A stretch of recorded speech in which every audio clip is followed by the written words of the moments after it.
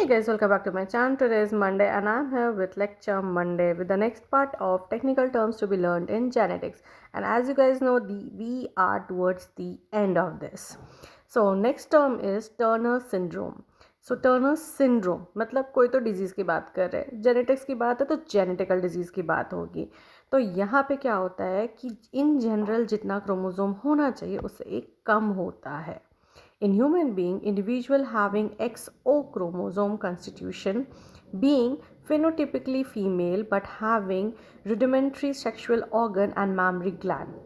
Because X O है, X x होता है हमारा फीमेल, एक्स वाई होता है मेल, बट यहाँ पे क्या सिंगल एक्स है तो एक्स का कैरेक्टर तो आएगा ही, फीमेल का कैरेक्टर आएगा ही, इसलिए थोड़ा बहुत फेमिनिन कैरेक्टर्स होता है इसमें. Next is unequal crossing over.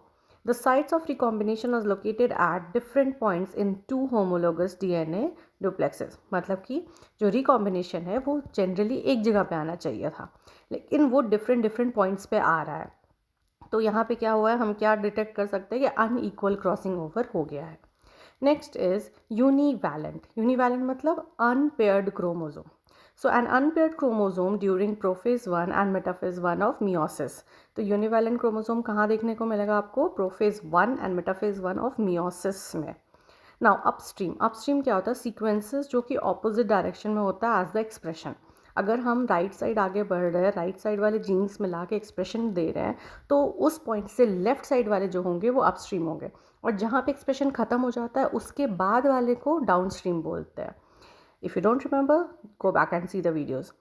The sequence proceeding in the opposite direction from the direction of expression in case of the transcription unit, sequence lying on the left of the start point. जैसा कि मैंने कहा कि अगर हम right side आगे बढ़ रहे हैं, क्योंकि ट्रांसक्रिप्शन आपका राइट साइड बढ़ता है, तो उस पॉइंट से लेफ्ट साइड वाले को हम बोलते हैं upstream. Last one for the day is URF, unidentified reading frame. URF unidentified या फिर ओपन रीडिंग फ्रेम बोल लो इसको. So an ORF, open reading frame, that is presumed to encode a protein but for which no protein product has been found.